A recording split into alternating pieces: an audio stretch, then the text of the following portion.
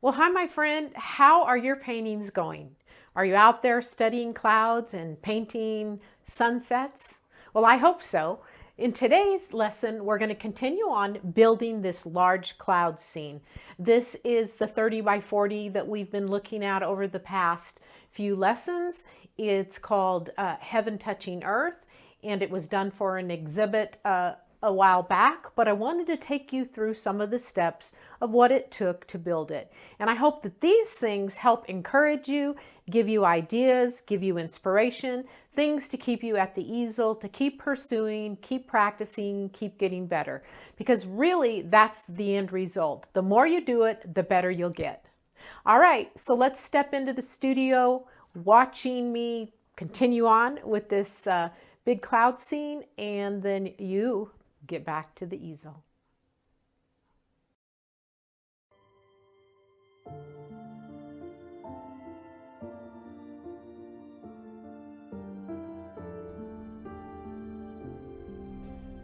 Well, I'm beginning to block in the water, get the foreground, adding reflections of those clouds.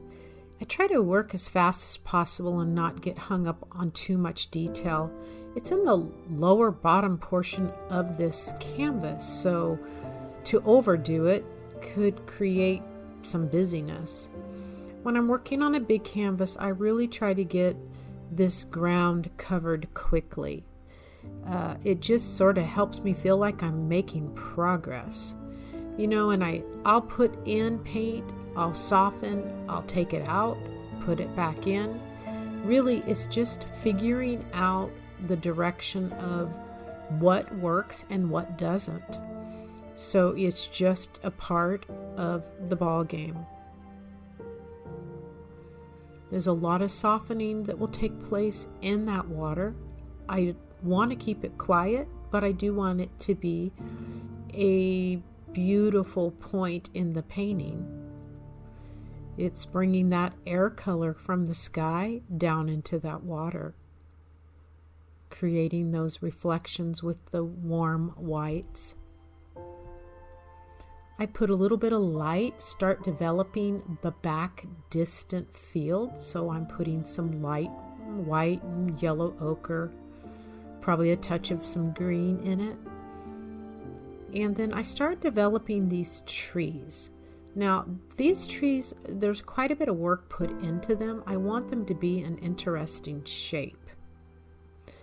So I pull sky color back in and start developing negative shapes to create some of those sky holes. I do have to work on the cloud back behind there, but I like all of this wet paint. You can get a nice soft edges and it gives more painterly feeling. And blocking in that tree at the edge of the canvas there, I'm shortening it because I don't want those trees to be the same height. So I'll bring cloud color back down and shorten that.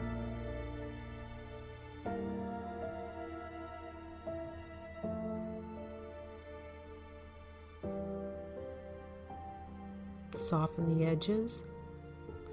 I'm bringing in some more greens, different values and temperatures of greens. More sky holes. Just designing that tree.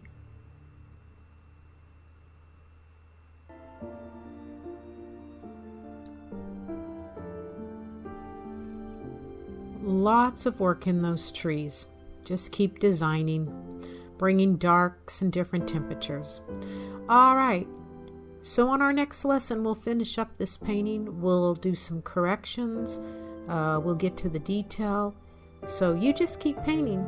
Remember, practice is the key, but you have a good time and enjoy the journey.